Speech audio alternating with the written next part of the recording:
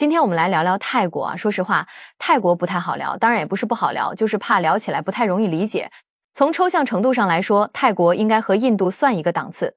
比如说曼谷的全称，ค่ะมาจากกรุงเทพค่ะชื่อเต็มๆก็คือกรุงเทพมหานครอมรรัตนโกสินทร์มหินทราอยุธยามหาดิลกภพนพรัตน์ราชธานีบุรีรมย์อุดมราชนิเวศมหาสถานอมรพิมานอวตารสถิตสักกทัตติยวิษณุกรรมประสิทธิ์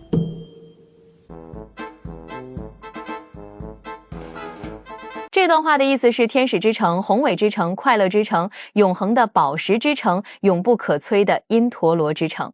世界上赋予9个宝石的宏伟首都，充满着相似统治转世神之天上住所的巍峨皇宫，一座由因陀罗给予毗湿奴建造的城市。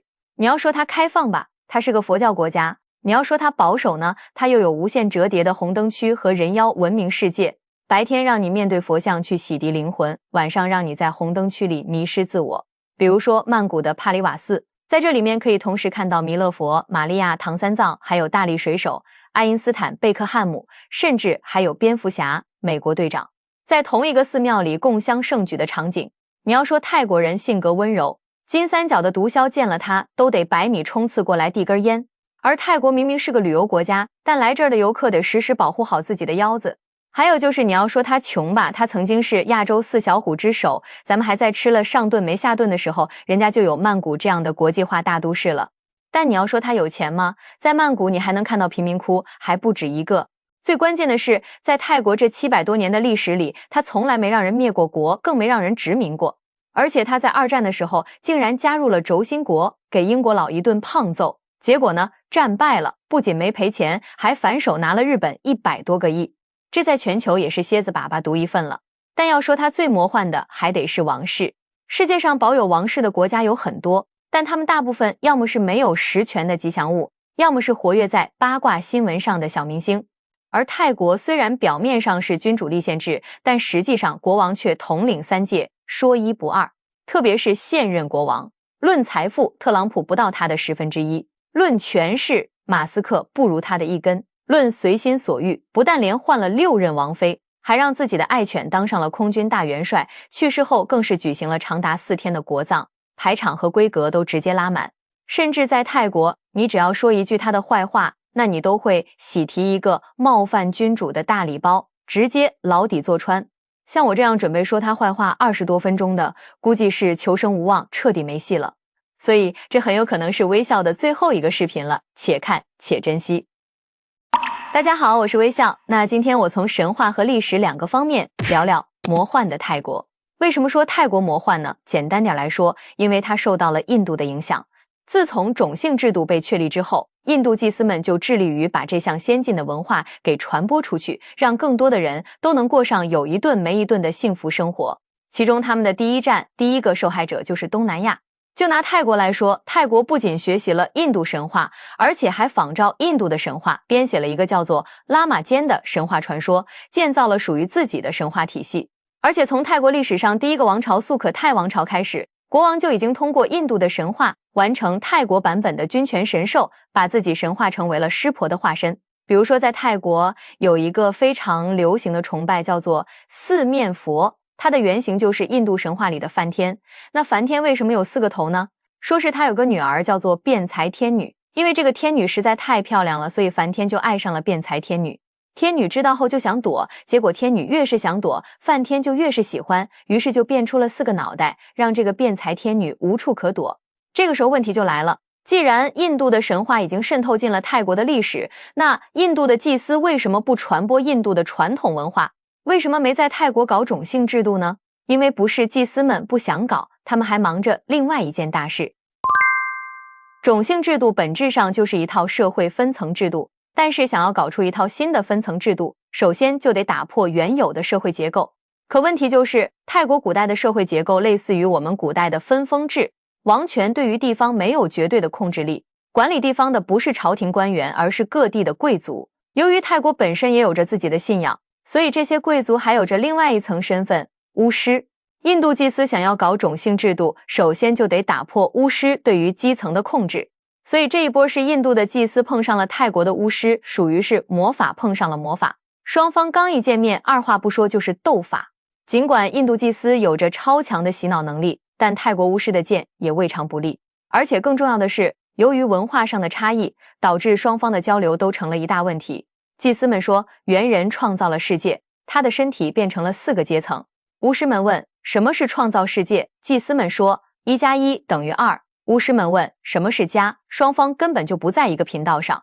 而巫师和百姓唯一关心的问题就是你祭司懂不懂法术？เธอเข้าใจเวทมนต์ไหม？想在泰国混，你得会斗法。那这个时候问题就来了，什么是斗法呢？斗法说到底就是看辩经的能力，就是说出去的话得能让人们不能反驳，搞出来的仪式得能让百姓愿意相信，这就需要去融合当地的文化。等到这些印度祭司好不容易融合了泰国的文化，压制了当地的巫师后，却没想到自己的家又被人偷了。在这个时期，印度出现了一位特殊人物，他创建了一个人人平等的教派，并且压制了印度当地的祭司势力。然后就是我们熟悉的剧情，僧侣们也想要向外传播，也来到了东南亚。即面对这个全新的版本，泰王二话不说，又转头成为了佛学的守护者。等到这些新来的僧侣准备深入基层的时候，印度的祭司已经完成了本地化。于是这些祭司和当地的巫师就一起问出了那个抽象的问题，就是你僧侣懂不懂法术？你懂不懂魔法？想在泰国混，你得会斗法。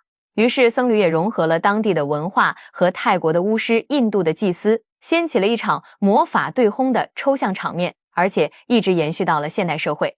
比如说在2010年，泰国的两股势力出现争斗，面对着对方的武力威胁，另一方也用出了自己的绝招。他们请来了一位婆罗门祭司，让祭司发动了一场抽血行动，然后再把收集到的血液全部都泼在对方的地盘上，对敌人进行狠狠的诅咒。基本上每次出现争斗事件，必不可少的就是快去西天请如来佛祖。虽然到了今天，僧侣们已经占据了主导地位，但其实这3种势力，这3类神仙早就已经出现了合流的情况。比如说，大多数人都是僧侣，但是干得好的僧侣可能就变成了婆罗门祭司，干得差的或者还俗之后，可能就变成了民间的巫师。从这里来看，我们就不难理解，为什么泰国会流行恐怖电影，为什么每部电影都会有斗法的桥段，因为这全部都是由真实事件胡编的。同时，这也解释了另一个关键的问题，为什么泰国作为一个万佛之都，会频繁地出现一些安全问题。第一个就是因为本地化的佛学有了很多魔法，尤其是印度魔法的成分，这些成分就为一些法外狂徒提供了心理和精神上的安慰。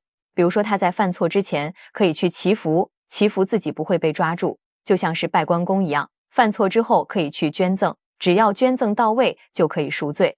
哪怕是被抓了起来，哪怕已经魂归了故里，那还有个投胎的说法可以安慰他。他认为自己有着好几条命，所以敢于尝试，所以容错率高。第二个就是因为泰国本身就缺乏对于基层的控制力，尤其是对于边境地区的控制力。之前各地的巫师和祭司，也就是现在的地方贵族，依然对当地有着绝对的控制力，王权不下乡，乡下有贵族，双方不是上下级的关系，而更像是一种合作的关系。这个时候问题就来了，既然缺乏对于基层的控制力，那为什么它就不加强呢？这其实就是一个典型的历史原因。在泰国的历史上，泰国的统治者既是国王，也是天神的化身，同时还是佛学的守护者。看泰国的历史，也就是看咱们的强盛史。它最早的大一统王朝是13世纪泰族建立的素可泰王朝。这个泰族还有几个兄弟，缅甸的掸族、老挝的老族，还有印度的阿萨姆族，他们的源头都是咱们的傣族。当初的元朝一路势如破竹，暴打了大理国，其中有一部分傣族人南下，就逃到了柬埔寨附近的吴哥王朝。结果这帮傣族兄弟一看，你什么水平，你就想统治我？我虽然打不过战争机器蒙古人，我还打不过你吗？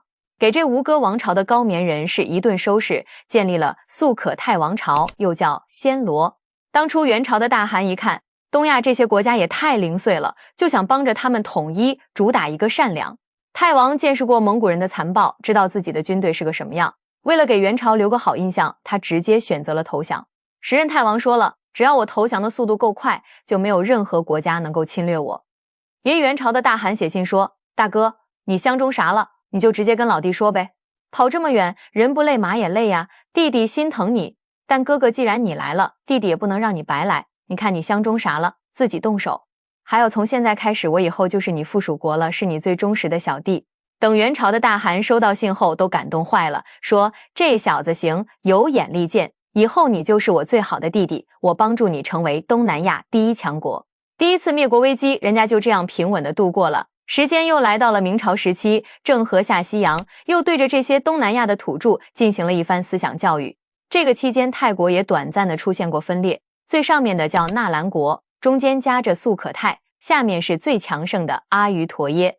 1378年，阿育陀耶王朝推翻了素可泰王朝，刚刚完成统一大业，心里头自然是美滋滋的，于是便带着使团来到明朝朝贡，意思就是跟大哥说一声，我们那里已经改朝换代了，不过小弟我还是你最忠实的跟班。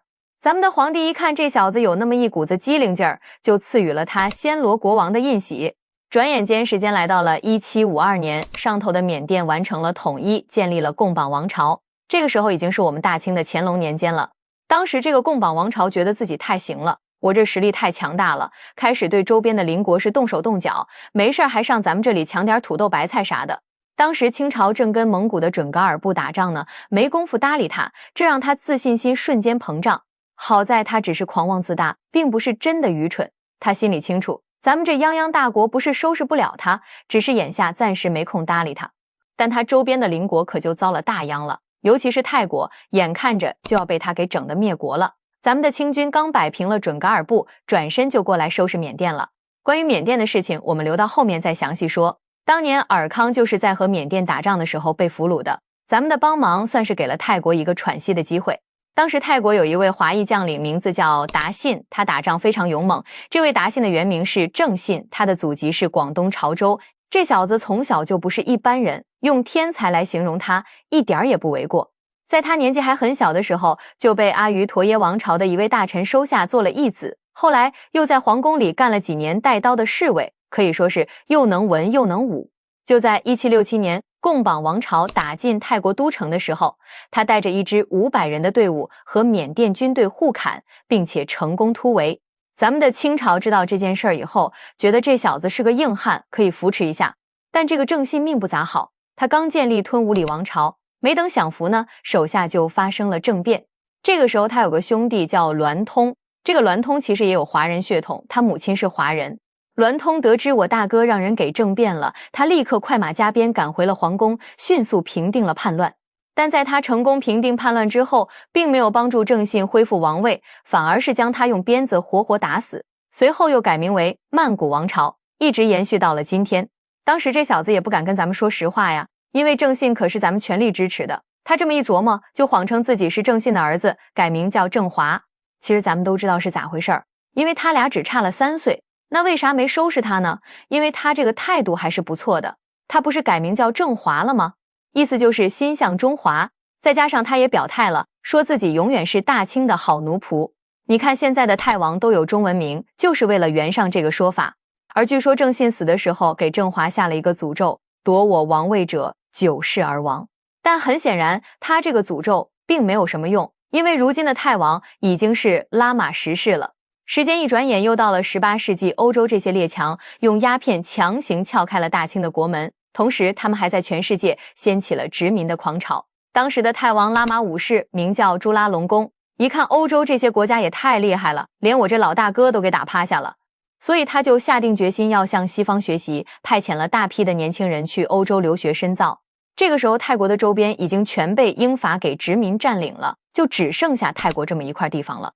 英国和法国谁都不敢率先动手，就怕一不小心擦枪走火。毕竟出门在外，大家都是求财为主，能避免的仗那肯定是不打为妙。他俩一合计，干脆就把这儿定成了缓冲地带。泰国这回又躲过了被殖民的命运。要说最神奇的操作，那还得是2战期间。咱们之前不是说过吗？泰王为了向西方学习，不是送了不少留学生去欧洲吗？他们到了欧洲别的没学会，就学会这个大革命了。革命这玩意儿可真好啊，咱们也得革回来，就给泰国国王的王权给罢了，把这泰王变成了吉祥物。随后军国主义上台，当时的领导人叫宋堪，这个人挺厉害，他确实有2把刷子。他先是跟日本签订了条约，日泰攻守同盟条约，随后又加入了轴心国，对英法宣战，跟着小日子就把东南亚挨个揍了一遍。咱之前说了，这宋堪确实有2把刷子，他知道人不能一条腿走路，万一这小日子没蹦跶2天就完蛋了呢？他就和他的好兄弟帕农荣上演了一出经典的权谋大戏，让帕农荣以看不惯自己为幌子，偷偷去和美国取得联系。宋堪帮着日本在东南亚打仗，他兄弟帕农荣却帮着美国来对付他。不管最后谁赢了，他都能稳稳地立于不败之地。后来的结果咱们都清楚，小日本被老美扔了颗小男孩原子弹，投降了。宋堪一看这局面，他立刻就把自己关进了监狱。而帕农荣上台掌权之后，宣布之前对英法的宣战无效。英法2国听到这个消息后，整个人都傻眼了。什么无效？你这跟我玩过家家呢？我这脸上被你打的淤青都还没消下去呢，赔钱，必须赔钱。今天就是天王老子来了也不好使，天王老子是不好使，但美国人好使。美国人跳出来和稀泥说，打你那个叫宋堪，而现在的领导人是帕农荣，是我最好的兄弟。英法一听这话，是兄弟还得是最好的兄弟。这时候的老美可是谁也惹不起，刚给这日本扔完原子弹，万一他疯了再给我扔一个呢？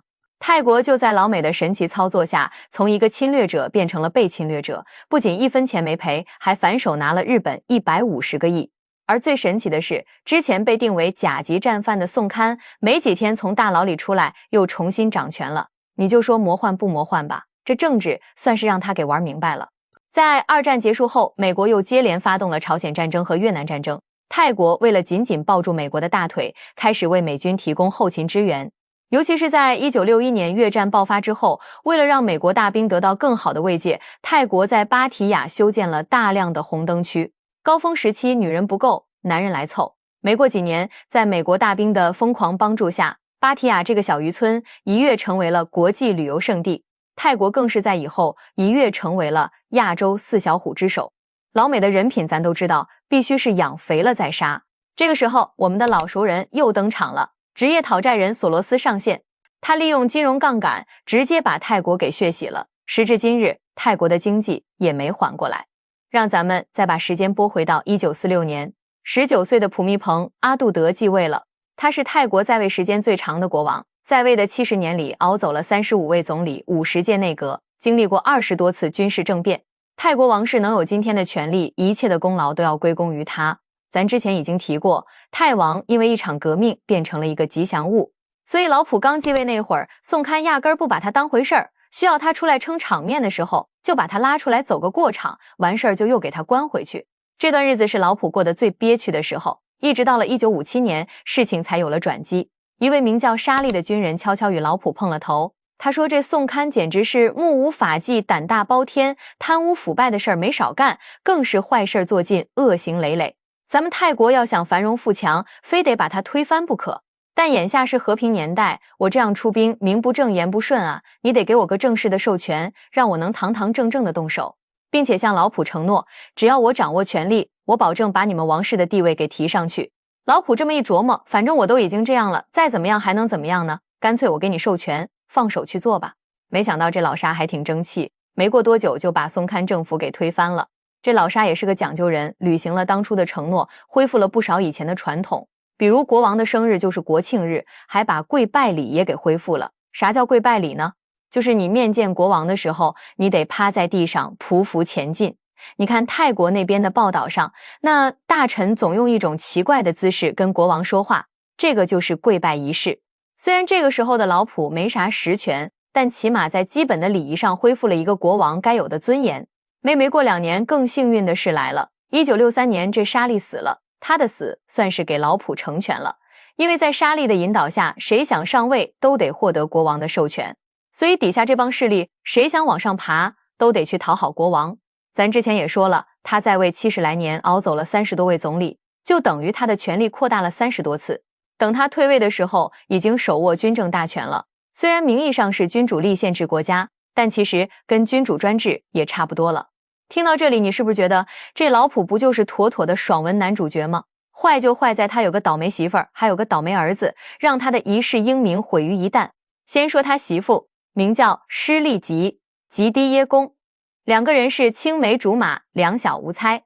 过去的泰国国王实行的都是一夫多妻制，但老普心想，我以前当国王那会儿，没少让我的王后受委屈，还经常挨他的打。所以这次咱们就改成一夫一妻制了，我这辈子就认定他一个人，再也不找别的了。他媳妇儿一听这话，心里直犯嘀咕，这可不行啊，你不找我还得找啊。于是就跟手底下的一位军官偷偷好上了。这事被老普发现后，可把他给气坏了，说我待你如初恋，你竟然还我头上青青草原。为了王氏的脸面，这事儿也不能声张呀，就下令把他情夫弄到美国去秘密暗杀了。结果没想到这王后也是个痴情人，不行，我得见我爱人最后一面。坐上飞机就跑到了美国，在情夫的葬礼上，她哭的是撕心裂肺。结果这场景被人给拍了个正着，这一下子可好，全世界都知道泰王让人给戴了绿帽子。聊完他媳妇儿这档子事儿，咱们再来唠唠他这个倒霉儿子，泰国现任国王马哈哇吉拉隆功。在泰国基本上有一大半不靠谱的事儿，都是这位马哈做出来的。这位马哈生于1952年，老普一共有4个孩子，但儿子只有马哈一个。你想想看，这老普两口子得把他宠成啥样啊？不过话说回来，马哈在结婚前还是挺靠谱的。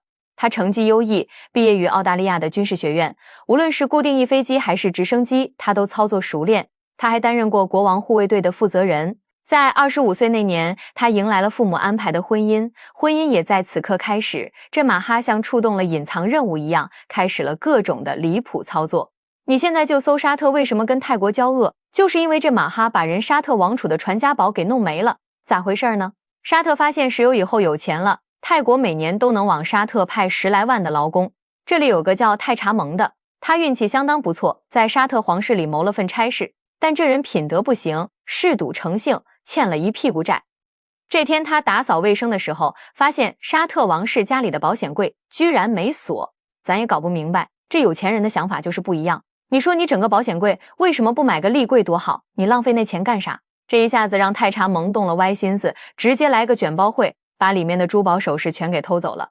急等着王储一回来，发现自己的珠宝没了，可给气死了。他做梦也没想到，我这贵族王室还有人敢偷我的东西。经过一番仔细的盘查，很快就查到了这个泰查蒙的头上。他立马就给泰国王室打了个电话。当时这马哈可是拍着胸脯保证说，都是自家兄弟，这点小事你就放100个心吧。结果没过2天，不光人给逮着了，连珠宝也原封不动的找回来了。这可把沙特王室给乐坏了，不愧是我的好兄弟。结果等他回家后，把这袋子一打开，整个人都傻眼了，全都是仿冒品。这可把沙特王储给气坏了，给马哈打电话说，兄弟，那些珠宝我都可以不要了，但有一个是我的传家宝，那是一颗重达50克拉的蓝宝石，其价值足以媲美传说中的海洋之星与希望之心。马哈对兄弟说道，我已经为你寻回了这么多件宝物，你的传家宝多半是被人给变卖了。沙特王储一听这话，心里就明白这是在跟他耍无赖。既然你不肯帮我找，那我就亲自出马去找。为此他专门派遣了6位外交官前来督查此事。结果刚到泰国没几天，就让人给弄死了。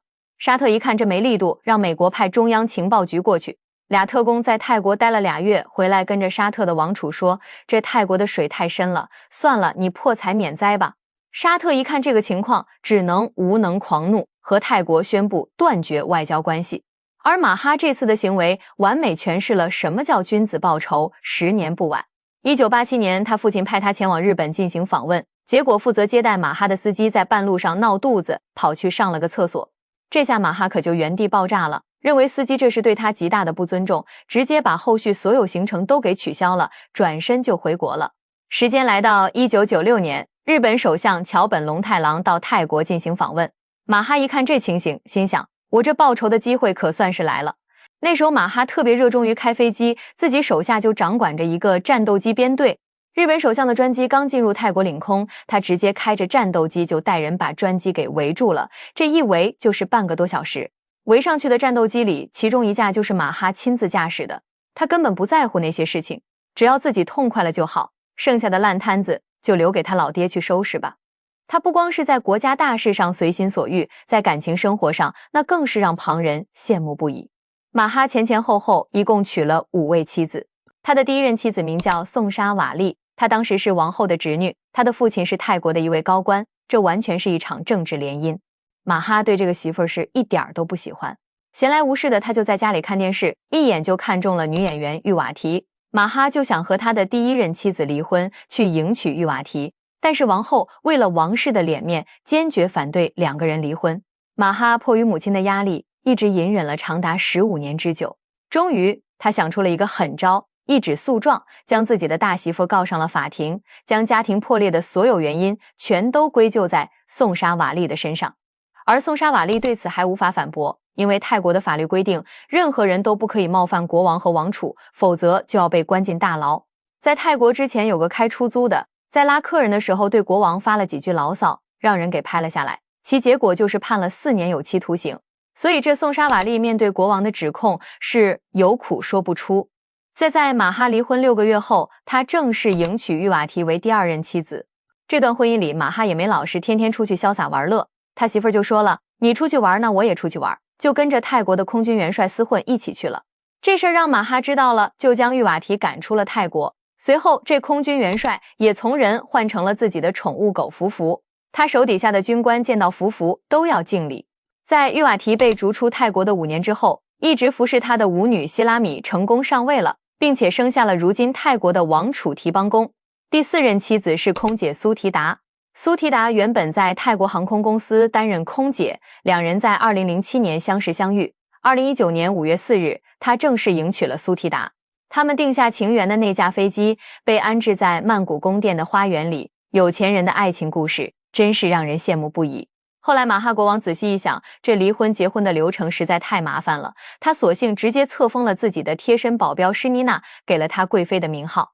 她也因此成为了近100年来第一个获得贵妃头衔的女性。最近这位70多岁的泰王又有了新欢，分别是32岁的欧拉弄和20多岁的恰尤特拉。看到这里，我这才明白咱们《甄嬛传》为啥在泰国能火，原来是因为泰国那边有现成的例子可以参考。老普花了整整70年的时间，好不容易把泰王碎了一地的形象一片一片给捡了回来，结果他儿子一上位，直接给砸了个稀巴烂。但如今泰国王室最头疼的事儿，恐怕还得是王位继承这个大难题。搞不好用不了多久，泰国就要从狗血的宫廷剧变成像《权力的游戏》一样精彩。那么我们这一期的节目到这里就要和大家说再见了，我是微笑，咱们下期节目不见不散。